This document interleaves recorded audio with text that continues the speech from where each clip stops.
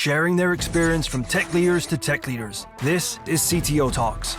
Hi, my name is Marcin Włonowski and I have a pleasure to host today Gauthier Astruc-Amato, the CTO of CyberVadis. And hi, Gauthier. Hello, Marcin. Thank you for having me.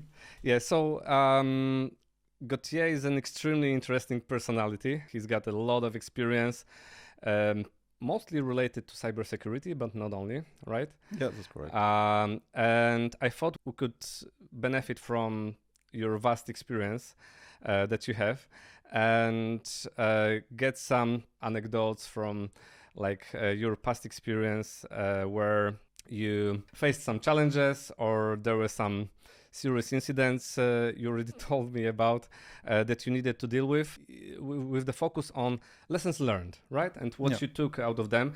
And I hope this is, because this is how I believe most of us grow and develop their skills by making mistakes or solving some challenges and problems. Maybe I will start with a question, like what was the biggest incident you faced in your professional career that you needed to deal with, that caused a lot of stress and you needed to find some solution to that? Well, that could probably be the deletion of database of a customer. So huge customer, ISP, national ISP for a really big country, and yes, so we had an incident. This database was deleted. Actually, the whole database, yes, the production database. Actually, I was just getting out of a plane. I was in transit in Paris, and I just got a call from my boss. I had spent some time with him just the previous week, so we were just joking every day. So he calls me, tell me, okay, customer database got deleted. So I was like, okay, I'm tired. Stop it with your bad jokes. I don't want to hear about it. I said, no, it's serious. So I quickly understood that it was true, actually. So I was like, okay. Oh, really? That's okay. What happened? How did it happen? So yes, well, actually it happened. The story comes down to the fact that a few days ago we had issues with this database when the backup was taken. So there was a nightly backup, like it's common from all database. So the database was dumped at night. But we were running online service that was up 24/7, and of course this needs to perform 24/7. And during the dump, the backup of the database had performance issues. Okay. So the database was backed up. The database was also replicated lifetime. So I say, okay, let's deactivate the backup until we figure out what's going wrong with the backup. And I immediately got one of my guys to work on this and to find a solution as soon as possible. So a few days later, they come up with a solution for the backup and they say, okay, now let's test it. So I was not in the office at the time, as you understood. So apparently they gathered in a room and they say, okay, so let's drop the staging database and restore it with our brand new backup system. Everything will be fine. So the guys, they all meet all together in the meeting room, they drop the staging database, and then suddenly a lot of alerts are triggered. What happened, in fact, is that they didn't drop the staging database, but the production database. Yeah, I mean, it happens. It happened. It happened, actually. Why? Because the guy who did that just had a son, so he was tired, etc. Just a human error. Yeah. So the interesting fact here is how me, as a manager, did I allow this human error to happen? Because human errors, they can happen. So I didn't mind him to do it. I say, okay, how can this happen? Of course, it happened at the worst time because we had no fresh backup. Yeah. Because it was deactivated, because it was creating problem. We're just testing the new one. So that was, a real issue. So we finally managed to reconstruct the database from the logs. So here, with all the teams come up together, the developers from several locations, engineers, ops, all together managed in a couple of days to rebuild the database entirely from the logs. Yeah, from the transaction logs, right? Yeah, from the transaction logs, some other logs, everything they could get, they managed and they rebuilt it. Yeah, we didn't sleep for 2 days.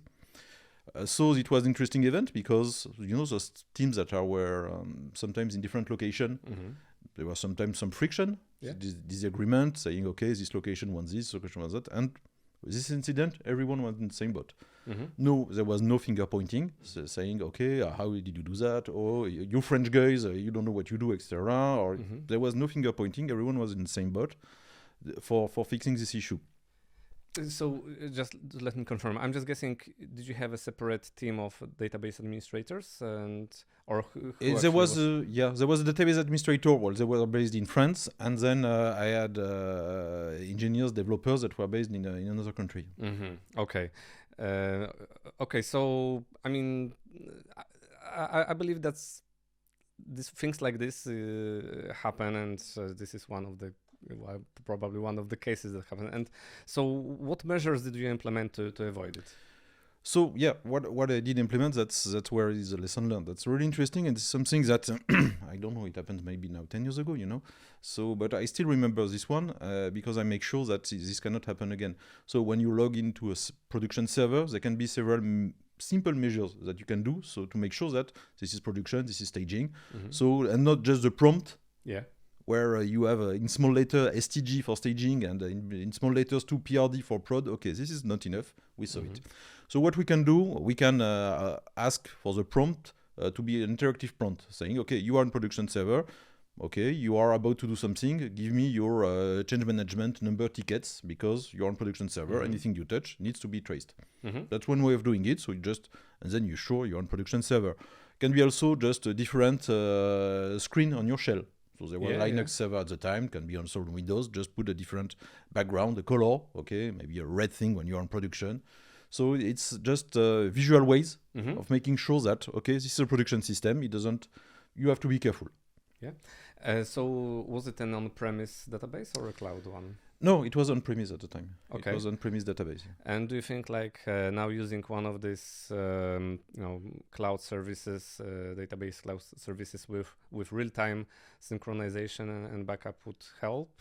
So that's a good question. So the real-time synchronization will not help because the command that was inserted was a drop database. So drop database is replicated.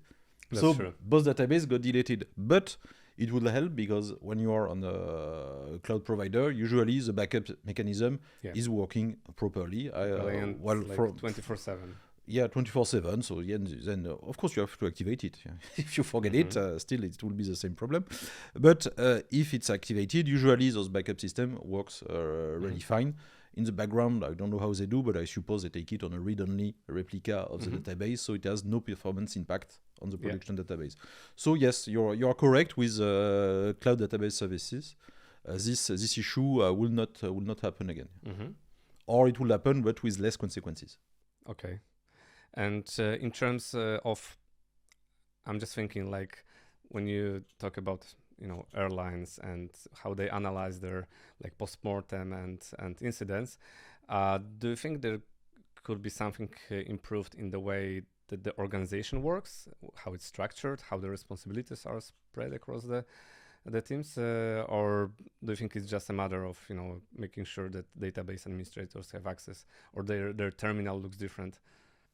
Let's remember that nowadays in our DevOps world there is not that many. There is nothing. Yeah, it's like it all blends. Exactly, it all blends, and we don't have many database administrator labeled people anymore. So it won't solve the issue. Yeah. It will not solve the issue. So we have to still be careful. And so DevOps promised this kind of, at least the team that deploys the solution or manages the application is responsible for its full life cycle, right? Yeah. And the first thought that comes to my mind is that, at least from my experience, is that teams who own the application from the design phase up to their production maintenance, they are more diligent and more careful and more responsible for this kind of incidents. So, and I know that the CyberVadis works now is pretty close to this model. It is. And I'm just wondering, in your opinion, does this kind of full ownership and responsibility by the team help avoid this kind of issues, or at least does it improve solution of the issues when they happen? I can answer very simply to this one, is that nobody wants to be woken up at night. Exactly. So yes, it does improve when you have when you have a sense of ownership. Yeah. So I've been in a place where you have ops on one side, dev on the other side, and you just throw grenades. Exactly. Above It's the- like above the- over the fence. Over the fence, you just throw grenades, Yes. and that's it. Yeah, And you finger just pointing. build protection, etc. So you just waste a lot of energy fighting people that you should be with. So this does solve this issue. It doesn't mean that there is no ops anymore. It means that there is still ops work. There is still Support thing. support. There's still some expert. So for operation, experts that can be consulted by the engineers, who are DevOps engineers that they code, etc. So they need those experts, of course. So the ops job is still here, but it's a bit blended with one expertise or a pool of expertise within the company. So in my opinion, it does solve this. Nobody wants to be woken up at night, so everyone is a lot more careful about the quality. I do believe, and it's also good for the engineers because they have a sense of accomplishment. Yeah, that's true. At least they see something working in life, in real life. Yeah, exactly. Right? One other idea comes to my mind, just from the top of my head. Do you think like a fully automated, let's say, deployment and continuous delivery pipeline with no one actually having access to the production side, do you think it would help avoid this issue, or like now would you implement it now as a preventive measure? So I think it would. I think it would prevent it. This is something I'm aiming for, and it's something that is already quite advanced at CyberVadis. It doesn't mean that some people still have access to the production and they can go from the cloud provider interface into the production if they want, but it's just a very limited amount of Exactly. people. Yeah. So I mean, it wouldn't become a common thing for them to log in. Yeah, it would be an exception. Rather. Exactly, it's an exception, and the people who actually do the delivery, the developers, they just use the pipelines. They don't have access to the production. So the people who are changing the production, they don't have access to the production. Yes, of course, we always need a kind of icebreaker. So whether we are on cloud, whether we are on-prem, we still need someone who can access the production servers quickly and do dirty things if needed. Yes. Because in case of emergency, doing you don't care how you doing do dirty things is allowed, and then you just make sure that everything is written down and you know what happened, who did what at what time. You can trace back the actions. But in the emergency, when you have an online service, that's actually a very interesting thing you touched. Audit logs, to monitor who is doing what. So what are your experiences with that? Is it like that you ask the administrators to log every action manually, or do you use some tools? Now in the cloud, it's all almost automated. It's almost automatic. You have everything. Before that, there was some tool. There was some tool actually to notify the change if a file is changed, and the change of the file is not related to a change management tracking system that has been manually input, because there was a manual input at the time. Yes, you could say, okay, what happened? And usually it was just someone who forgot to input their change. So now with the cloud, it's much easier. Everything is audited. Everything is traced. So if there is a change that happened, you can easily find out who did what. The only limit to that would be maybe the technical accounts that are still there. So whatever their name is, it depends by system. Or service accounts, Service accounts, app registration, call it whatever you want. But there are service accounts. And sometimes, they can be used by someone through an API or directly through an interface. And so those, it's still a bit hard to track nowadays. Okay. So I think we exploited this one enough already. Anything else that comes to my mind, like to your mind, like in terms of incidents? Incidents that you needed to deal with. Yeah, I can think about another one that is cybersecurity related. Something that is kind of stupid, but yeah, just Yeah, let me I explain. have an impression that everything with cybersecurity at the end of the day turns out to be stupid. Yeah, but it looks. But it ends up pretty seriously. So yeah, we just had a server that was exposed on internet. That was we were just using to bounce between networks. And one Like a jump day, server. yeah, and one day I just log on this server and I see that the prompt is different. Mm-hmm. So I don't know just the syntax of the prompt. I don't remember exactly, but it was slightly different. So okay, I ask around. Okay, did someone change the prompt to bash to ZSH or something else on this server? Say no. Okay, I feel this is weird. Something happened. So I start looking on the server, and I see that actually the server was hacked. So immediately, I disconnect the server. At the time, it was the beginning of the cloud provider. So actually, it was a cloud provider. So it was a dedicated server at cloud provider. Okay. But a VM, yeah? No, it was dedicated server. It was a bare metal server. Got it. Luckily, it was bare metal because it managed me to recover the hard disk. Okay. So through context, I managed to get So it was like a hold of the CTO of the company. I explained him what happened. I need the hard disk. Yeah, okay. Just send me the hard disk and build me whatever you want. I just want to know if the code that we had in the server has been accessed by anybody. And it was at the end of the day, it was not the case. So we had forensics work on this, and the code was not touched. But what happened here is basically there was a mail server on this bare metal on-prem server. It was Exim, I believe, at the time. Mm-hmm. And I think it was 4 hours. 4 hours before the server got hacked, a vulnerability was opened. Whoa.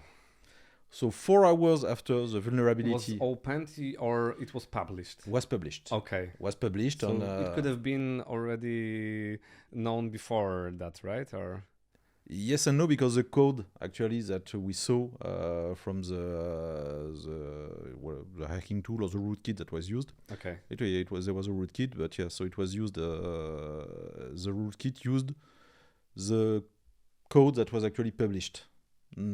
So it was most likely very, very fresh. Mm-hmm. So yeah, it means that vulnerability is published. 4 hours later, we are hacked. Mm-hmm. Got it. So it was like an exploit, yeah? It was an exploit. So yeah, it was privilege escalation. So on a wrongly configured mail server, because this mail server, as it was just used for internally, and the mail server was open externally. So first, but it shouldn't have. Without vulnerability, it would have never been hacked.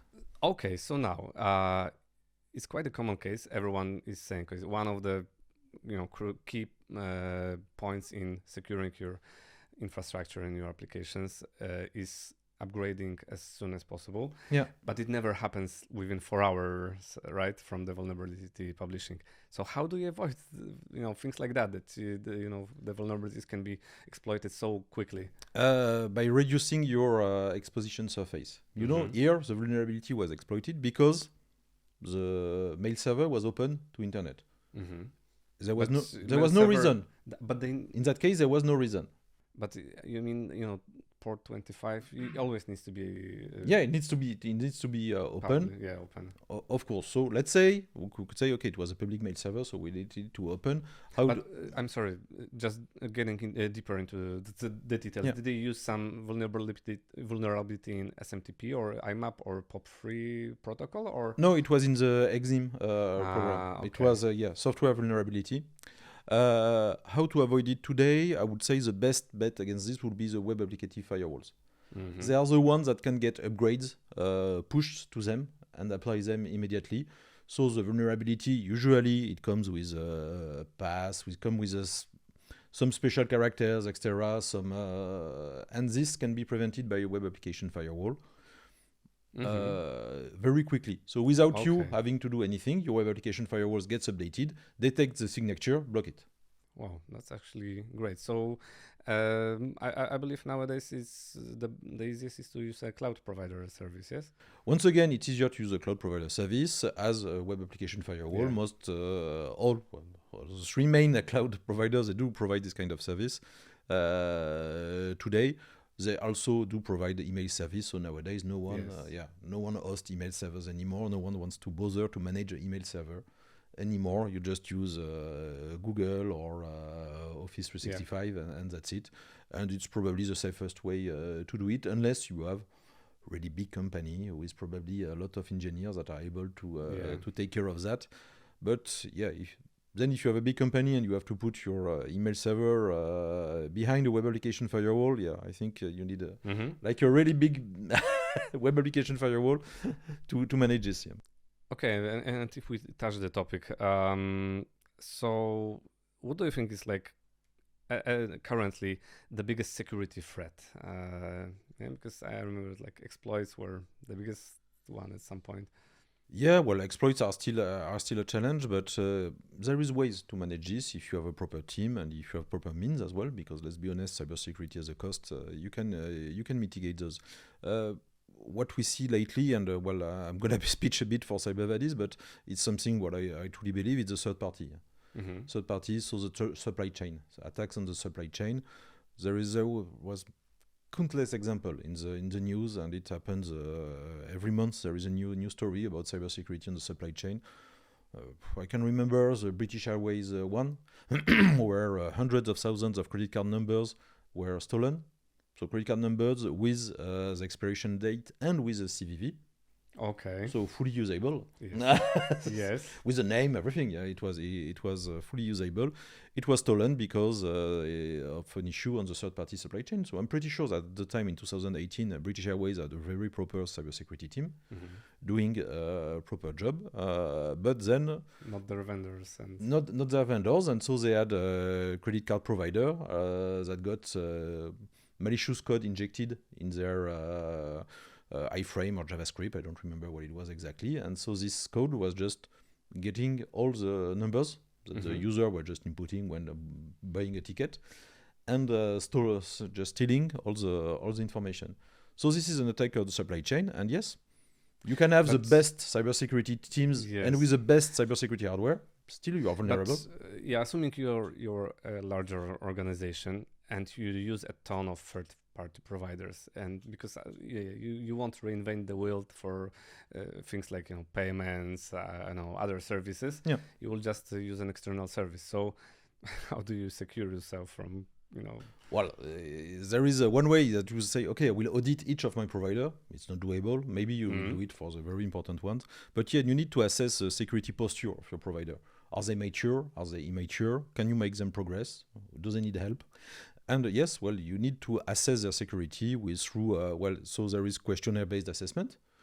At CyberVadis, we go further. We do questionnaire-based assessment with proof validation.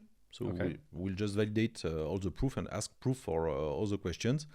This is another way of doing it. You can also check their certifications level. Exactly. So, but you're checking the compliance part of the security, right? It's like the procedures, formal things, like you would do an ISO certification, right? Yes, but we ask for proof. We ask for proof as well, so we validate those proof, and if we are not, if our analysts are not happy with those proofs, they don't validate it. Yeah.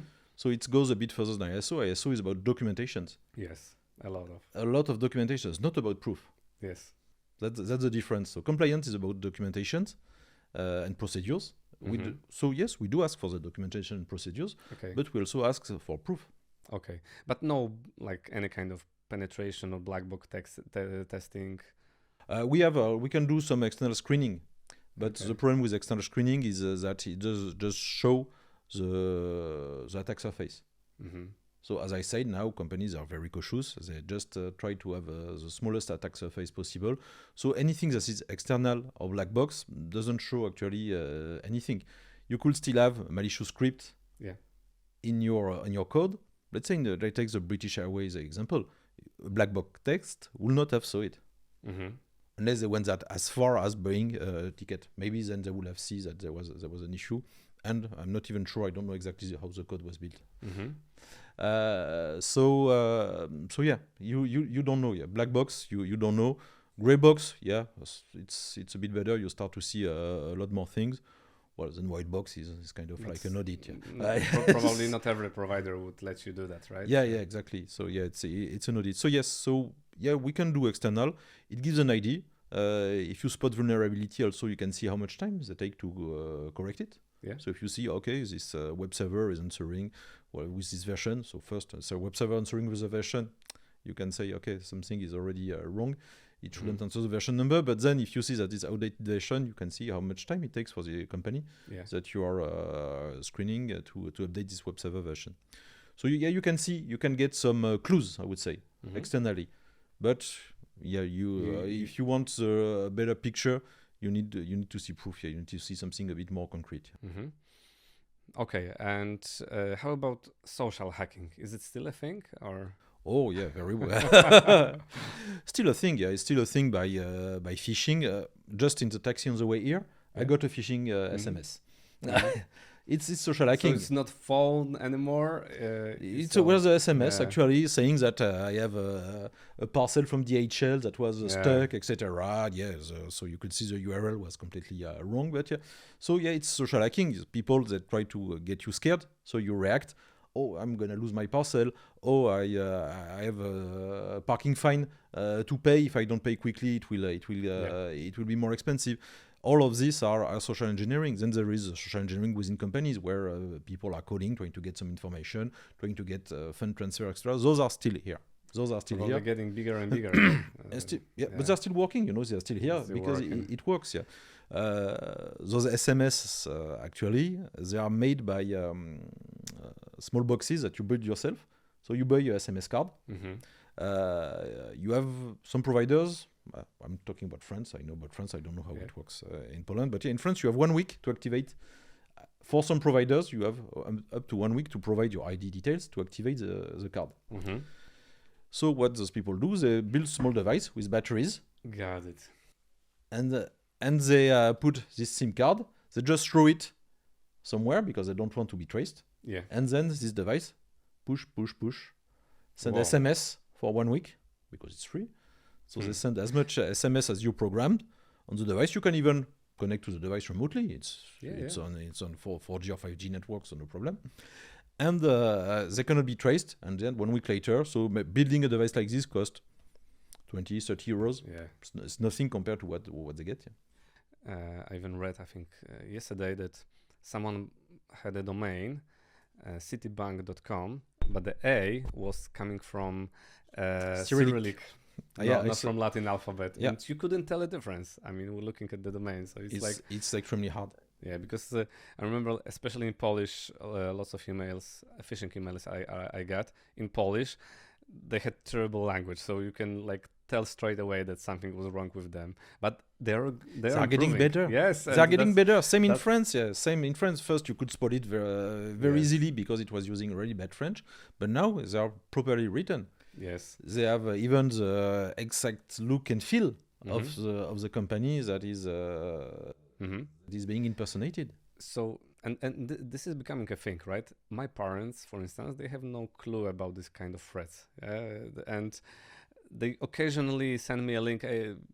Martin, tell us whether it's a scam or something, but in most cases they wouldn't be able to tell the difference. Yeah, they would fall for this kind of SMSs. And I'm just wondering, is there a way to, because I think most of the victims of the phishing and this kind of social hacking is like elderly people or people who were born in a different era, right? Do you think there is a way to, to help them to discover this kind of things? First, I believe that anybody can fall into this, including myself. It can happen at times where you are not vigilant, you are tired. You drank, I don't know. It can happen at a time where you are a bit weak, I would say. So anybody can fall for it. And yes, of course, older people, the less tech-savvy people, whether those are old or young, actually, they will fall for this more easily. I think it's about awareness. So we need to raise awareness here, like we need to raise awareness within companies, so with Yeah. the corporate world. It's the same way on the personal level. So the one who knows, they need to raise awareness. They will, if if the government will take care of this, it will be a bit better as well. But yeah, we need to raise awareness on this. That if you have a debt, just But, don't do it. you Ask. know, in a company, Call. you would get probably a security training, at least getting some feeling of what can happen, right? But Yeah. My parents are retired, and I was just thinking, how to explain them about the things that can happen, right? Well, I did explain mine. And yeah, so they now Be aware that they are very aware. They are very careful. They most of the time they know. When they have a doubt, they just call me and ask me. Well, that's at least that. So if something, I would say that if something looks too good to be true, then it's probably not true. yeah, exactly. If they have the doubt, in case of doubt, just call me. Yeah, but in their case, it's easy. They have their sons that can answer in most of the case. But from other people, yes, they don't know who to call, who to ask, etc. So this is where we need to have services, maybe online services where they can connect. Yeah, you have SMS, you can forward it to a service for verification. Okay, is this true? Is this we could build this kind of services. Exactly. So I've been wondering whether the role of phone providers or for manufacturers shouldn't be more, because my phone has this kind of anti-spam filter for SMSs as well, right? So I was wondering whether there should be something more built into the tools, right? To help at least filter out some of this stuff. Technically, they could do it. Yeah, I believe they could do it.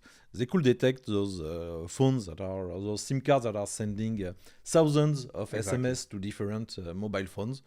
Well, statistically, there is everything to detect it and to stop it. Exactly. And they could even send to those numbers an alert saying that they might have received a phishing from this number. So they could do it. Yeah, it's true. They don't do it. There is a cost for them, of course. Exactly. To manage this. They have no obligation. Yeah. So I think it's about regulation. One more thing that came to my mind, quite closely related to cybersecurity. Do you see an increasing, say, usage of AI in cybersecurity on both sides? Yeah, on the hacking side and also from the preventive side. I do see everywhere, of course. AI, we see that everywhere. Even myself, I started to give my teams access to AI in a very controlled manner through a cloud provider where we are sure the data are deleted after being used. They are not used to train an engine, etc.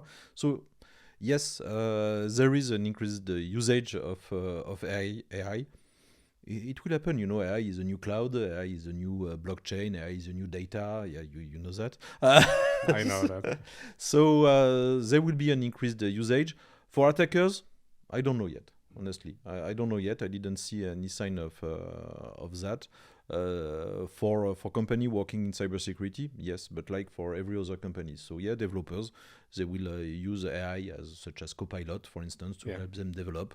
They will use AI maybe to run some analysis on some documents. The usage will increase, of course. But yeah, you raise a valid point. What's gonna do for attackers? Especially now with ChatGPT, for instance, it becomes extremely easy for the hackers to create a really good-looking phishing email. Yeah, in almost any language in the world. So I think this is one of the cases where they look more and more like real ones, right? And they also avoid the language errors this way. They look very professional. Exactly. They look, they can, when ChatGPT talks, you can make it talk in a very professional way. Exactly. So the email is gonna look good. But once again, luckily, those people, they got better already before. So I hope that people, even if they see a message that is properly written, whatever the language is, will still be treated with carefully. I think I have no more questions to cybersecurity. Maybe one more. Who do you think owns the responsibility or accountability for security in a company? The CEO? Whose head would go off in case of an incident? Who owns the responsibility? That's a good question. I would say there is two faults. There is one fault that is about regulation, compliance. I would say that's more on the CISO part. And then there is a technical role, because it's not up to the CISO to configure a firewall, to configure policies, technical policies on the cloud provider, accesses, etc., etc. So there is technical teams, whether you call them DevOps, Ops, engineers, whatever the name you give them. So there is a technical part, and there is a compliance and regulation part. So the compliance must make sure that we do respect some standards, that the engineers do respect some standards, but you have to technically do the proper things. I can give you an example. There is some regulation that says, okay, this host must have a firewall. That is a regulation. So basically, you install a host-based firewall on the server. You configure the firewall to any, and the regulation is correct. You are compliant because you installed the firewall. The firewall does nothing. Yeah. But you are compliant. So this is where this is where the difference is. You need to have the technical teams to manage this properly, to manage the cybersecurity properly. So the responsibility is also, and it's also the responsibility of cybersecurity is the responsibility of everyone in the company. So if you see something that seems fishy, just raise your hands. It's everyone should be aware of that. So everyone should be trained. Okay, there is something weird. I raise my hand. I received a phishing email. Okay, I communicate on internal channels to say, okay, I received this. Be careful. There is a campaign against us right now. So responsibility is everyone. Technically, there is it will be up to the engineers or DevOps team to take care of that. And how about let's say application level security? So how the application is implemented, or APIs? Yeah. So like from my experience, developers, they don't give a care about security. They focus on delivering features. Not maybe in your business. I know that developers in CyberVadis are really cautious about that. But how do you make sure that they start paying attention to security? I mean, a simple case, yeah. So at least from my experience, like developers, when they expose an API, they don't really think about authorization and mostly authorization. Authentication is usually built in, but who can access the API and who have permissions to do certain things in the system, right? So that's interesting because it comes. We come back to one of your first question about DevOps. So this is DevSecOps, as it's called now. And for me, it's up to the developer to be responsible for that.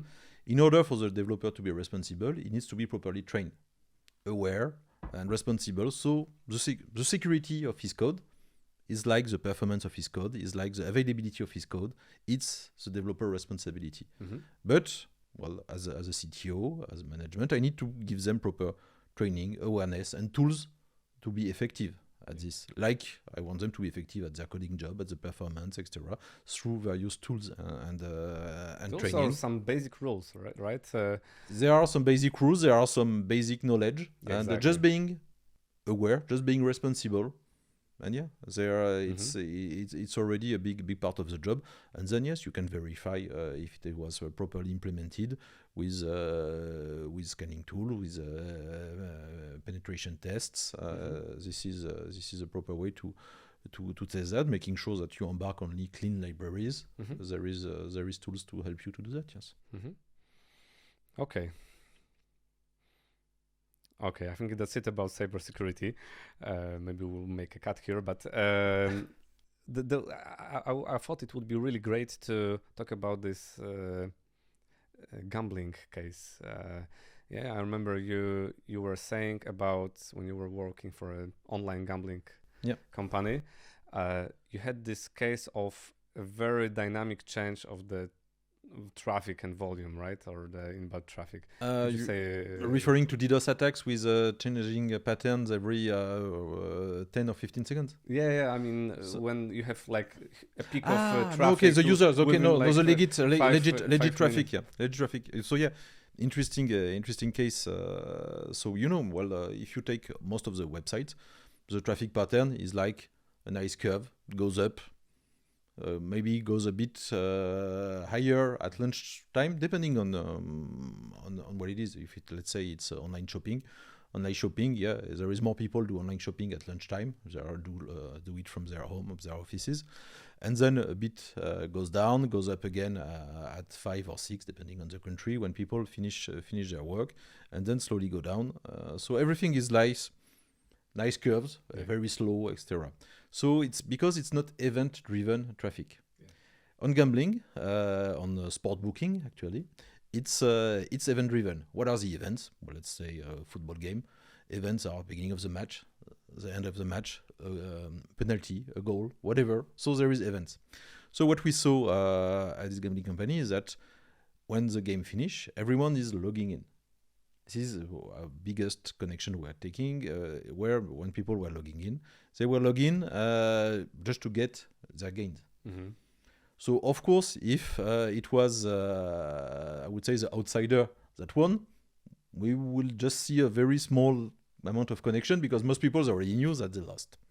But if it was the one with the best odds that won, in that case, people would just log on to see how much they earned from this game. And this is where you just get, so during the game, no one is logging in.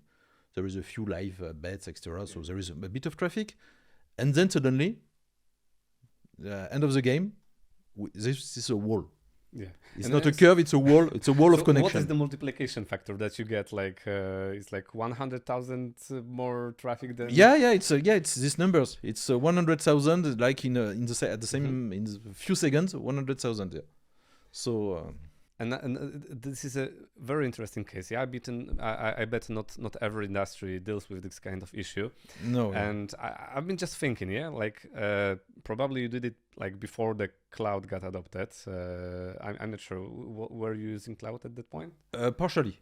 Partially. Because normally you deal with this kind of things with auto-scaling features. Yeah, you can use some. What's interesting is that you don't have time to auto-scale. Exactly, and that's the case because it takes time to spin up. You don't have time to auto-scale. So what we did at the time, we were actually, when I left this company, we were actually moving to the cloud. I'll come back to that later. But what we did to prepare for this is it was on-prem servers, and we had a lot of cache, so warmed up cache, ready to get this traffic. Okay. So we were just ready, so it was oversizing. Okay, but how did you know when to do this? It was permanent oversizing. Permanent oversizing. It was permanent oversizing. Okay. So we were just buying hardware. Just imagine that you buy hardware, and most of the time you just use 2% of your capacity, which is a bit of a waste. That's a bit of a waste, but I can't imagine because from my experience, it's like cloud. Or public cloud makes sense when you do this dynamic, let's say scaling exactly. Yeah. So did you actually book the servers on the cloud, or did you have some bare metal? So they were bare metal servers. Okay. So they were bare metal servers. So it's kind of cheaper, slightly cheaper. Yeah. The servers themselves, they are a lot cheaper than on the cloud, of course, but still you have to get the cost for the 100% of the time. Yeah. And the broadband line as well, you need to... Yeah, exactly. You need to have... Yeah, well, but we had big lines because we had also DDoS attacks. So that was not really a problem. Okay. But the cloud does answer to this, actually, even to the unexpected traffic. You can... Because in this case, it's not that unexpected. When does that happen? It happens during Champions League games, during big games. So you don't know what's going to happen during the game. But let's remember that a Champions League game, it's one time per week. So what is it? One time per week, 1 hour and a half, 2 hours if there is of plays. It's 1% of the time. Mm-hmm. So if for 1% of the time you need to multiply your infrastructure by, let's say, 100, even 1,000, actually it doesn't cost much. Yeah, I understand. So you basically can anticipate. You can anticipate. So instead of doing auto scale and just making sure that you only scale for the 5 minutes that you need, you scale maybe for 2 hours. But 2 hours, it's not permanent. So nothing. Of course, if you look at the price per month, it will be absolutely insane. But here, you have a huge spike of cost for those 2 hours, and then it goes down to a very small price, much lower than on-prem. And I'm just wondering, have you used any firewall? And because for me, I would guess that most of the firewalls, this kind of case would treat as a DDoS attack.